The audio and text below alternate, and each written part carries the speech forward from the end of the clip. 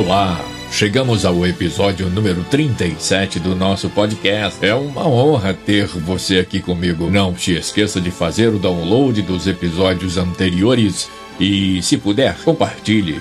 Você pode estar abençoando vidas. O nosso tema de hoje é Angústia não dá imposte. O nosso texto base é Romanos 8, de 35 a 39, e eu leio para você. Quem nos separará do amor de Cristo? Será a tribulação, ou a angústia, ou a perseguição, ou fome, ou nudez, ou perigo, ou espada? Como está escrito, por amor de ti somos entregues à morte o dia todo. Fomos considerados como ovelhas para o matadouro. Em todas estas coisas, porém, somos mais que vencedores por meio daquele que nos amou.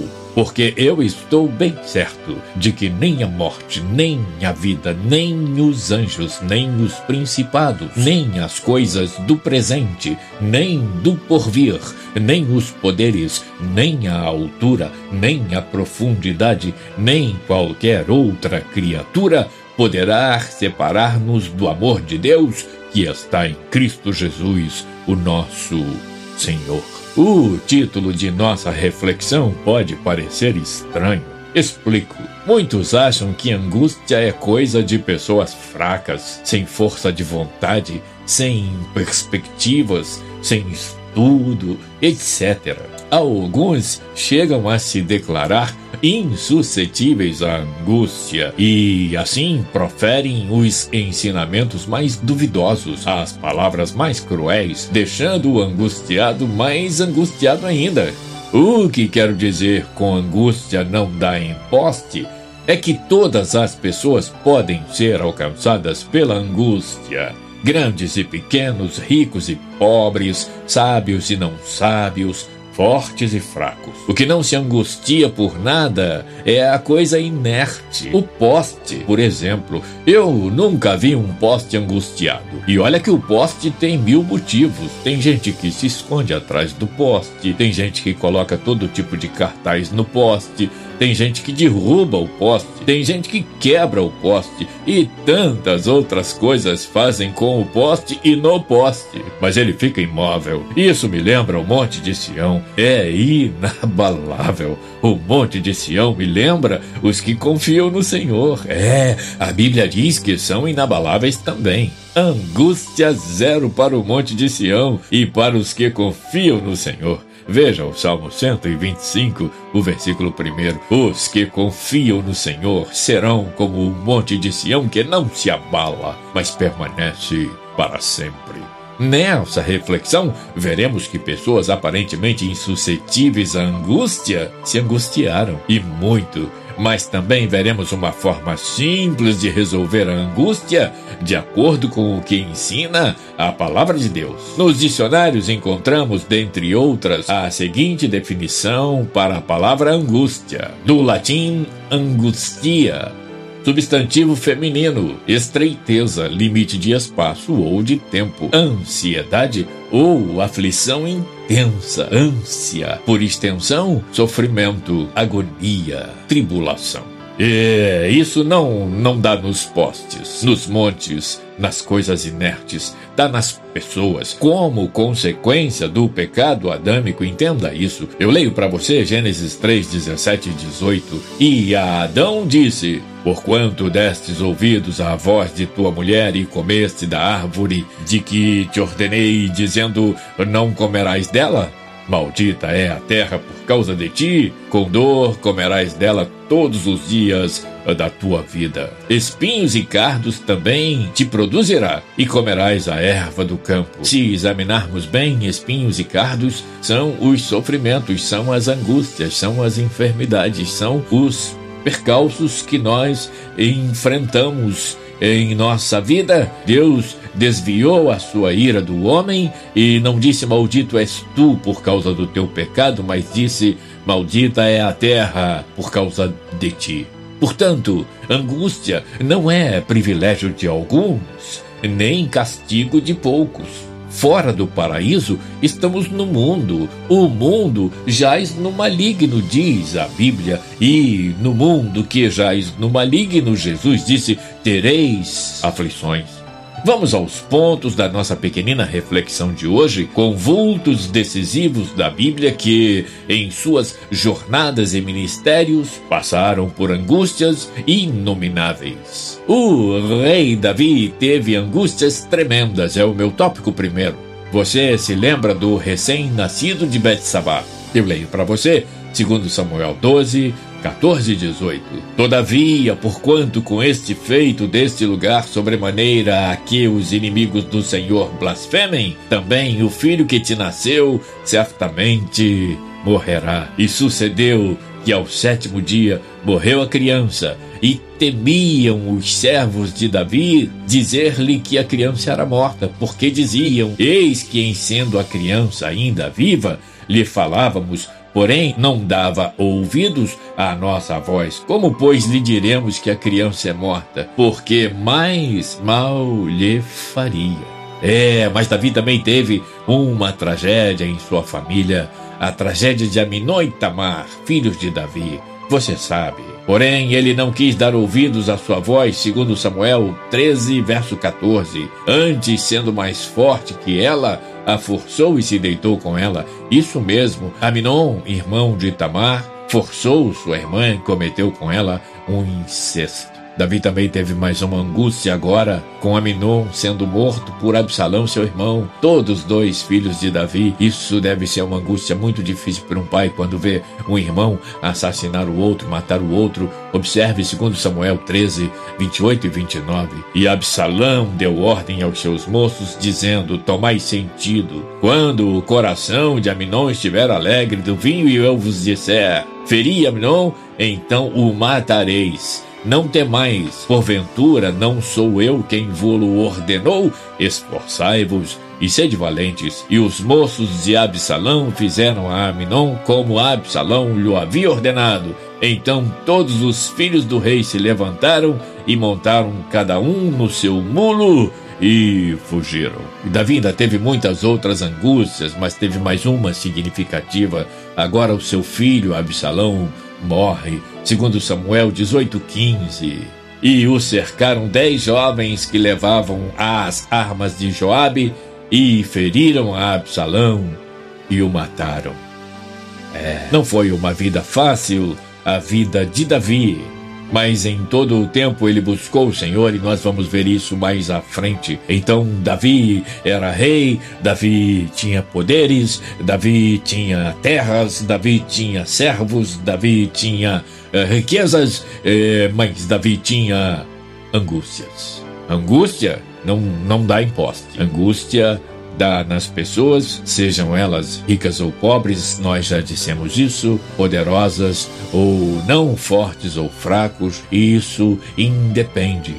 O que é preciso é prestar atenção na palavra de Deus e nós vamos, ao final dessa mensagem, dar a receita da Bíblia para superar as angústias. Meu ponto segundo, Paulo também teve angústias. Ora, Paulo, Saulo de Tarso, aquele que perseguia os crentes, aquele que mandava matar, mandava prender, mandava açoitar, mas ele teve angústias quando ele passou para o outro lado, quando o Senhor teve um encontro com ele e o convocou para as suas fileiras. Paulo teve angústias ao ser preso. Observe Atos 16, 23, que eu leio para você. E havendo-lhes dado muitos açoites, os lançaram na prisão, mandando ao carcereiro que os guardasse com segurança. Paulo teve angústia ao ser açoitado, segundo aos Coríntios 11, 24 e 26. Você pensa que só você sofre angústias? Vamos ler o texto. Recebi dos judeus 5 quarentenas de açoites, menos um. 3 vezes fui açoitado com varas, 1 vez fui apedrejado, 3 vezes sofri naufrágio, 1 noite e 1 dia passei no abismo, em viagens muitas vezes, em perigo de rios, em perigos de salteadores, em perigos da minha nação, em perigos dos gentios, em perigos na cidade, em perigos no deserto, em perigos no mar, em perigos entre os falsos irmãos. Quantas angústias, quantos motivos para ficar angustiado. Tem mais, Paulo foi angustiado ao ter de fugir, perseguido, segundo aos Coríntios 11, 32 e 33. Em Damasco, o que governava sob o rei Aretas, pôs guardas às portas das cidades dos damascenos para me prenderem, e fui descido num cesto por uma janela da muralha, e assim escapei das suas mãos. Uma angústia atrás da outra. Angústia não dá em postes. Meu ponto 3. Jesus teve angústias tremendas. Eu me lembro de uma passagem interessante, João 11:35, no túmulo de Lázaro, Jesus se angustiou. Veja João 11:35, Jesus chorou. Aqui cabe uma pergunta: por que Jesus chorou? Porque Lázaro estava morto e não haveria mais jeito? Claro que não. Jesus dissera: Lázaro, o nosso amigo, dorme, mas vou despertá-lo desse sono. Confira, João 11:11. Assim falou e depois disse-lhes: Lázaro, o nosso amigo, dorme, mas vou despertá-lo do sono. Jesus se angustiou ao entrar em Jerusalém. Lucas 19, de 41 a 44. Veja isso. E quando ia chegando, vendo a cidade, chorou sobre ela, dizendo: Ah, se tu conhecesses também, ao menos neste teu dia, o que à tua luz pertence, mas agora isso está encoberto aos teus olhos, porque dias virão sobre ti em que os teus inimigos te cercarão de trincheiras e te sitiarão e te estreitarão de todas as bandas e te derribarão a ti e aos teus filhos que dentro de ti estiverem, e não deixarão em ti pedra sobre pedra, pois que não conheceste o tempo da tua visitação. Eita, Jesus lamentando sobre a cidade de Jerusalém, prevendo momentos terríveis que se avizinhavam. Jesus agoniou-se, Jesus angustiou-se no jardim do Getsêmani. Mateus 26:37, eu leio para você. E levando consigo a Pedro e os 2 filhos de Zebedeu, começou a entristecer-se e a angustiar-se muito. Jesus, o Filho de Deus, Jesus, o Rei dos Reis, por amor, angustiou-se. Jesus angustiou-se na cruz do Calvário, chegando a dar um brado terrível: Deus meu, por que me desamparaste? Veja, Mateus 27:46. E perto da hora nona, exclamou Jesus em alta voz, dizendo: Eli, Eli, lama sabachthani, isto é, Deus meu, por que me desamparaste? A angústia não dá em poste. Meu ponto 4. Como esses personagens reagiram? Estamos chegando no momento em que nós vamos aprender que nós temos angústias, mas temos também ferramentas, temos também estratégias e forças para rebatê-las, para vencê-las, para superá-las. Como esses personagens reagiram diante da angústia? Davi buscou ao Senhor e o exaltou. Eu leio para você 1 Crônicas 29, 10 e 11. Pelo que Davi louvou ao Senhor perante os olhos de toda a congregação e disse: Bendito és tu, Senhor, Deus de nosso pai Israel, de eternidade, tua é, Senhor, a magnificência e o poder e a honra e a vitória e a majestade, porque teu é tudo quanto há nos céus e na terra. Teu é, Senhor, o reino, e tu te exaltaste sobre todos como chefe. Paulo, em suas angústias, buscava a Deus incessantemente e o exaltou. Eu leio para você a primeira epístola de Paulo a Timóteo, capítulo 1, versículos 12 a 17. Olha que texto extraordinário. E dou graças ao que me tem confortado,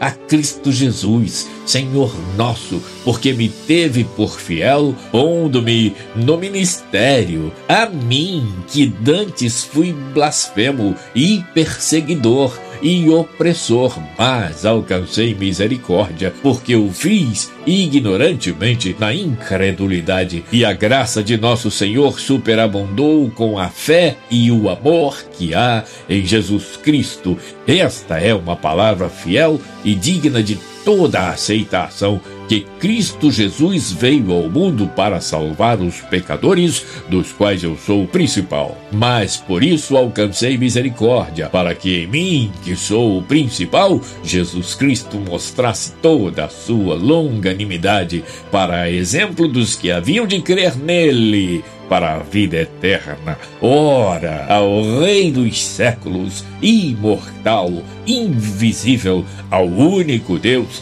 seja honra e glória para todo sempre. Amém. E Jesus como reagiu às angústias? Ele orou ao Pai e o exaltou. Veja Lucas 22, 42 a 44, que eu também leio para você. Dizendo: Pai, se queres, passa de mim este cálice, todavia não se faça a minha vontade, mas a tua. E apareceu-lhe um anjo no céu que o confortava, e posto em agonia, orava mais intensamente, e o seu suor tornou-se em grandes gotas de sangue que corriam até o chão. Meu tópico 5. Há uma fórmula para vencer a angústia. Simples fórmula? Simples. Ela está registrada no Salmo 50, verso 5. Ouça: e invoca-me no dia da angústia, eu te livrarei e tu me glorificarás. É assim essa fórmula. No dia da angústia, invoca-me, diz o Senhor. E o que o Senhor faz? Eu te livrarei, prossegue o Senhor. E qual será a reação do ex-angustiado? Tu me glorificarás. Ou seja, como o rei Davi, como o apóstolo Paulo e como o próprio Cristo, que exaltaram o nome de Deus, o angustiado deve exaltá-lo também, porque é no exaltar a Deus que temos a vitória plena.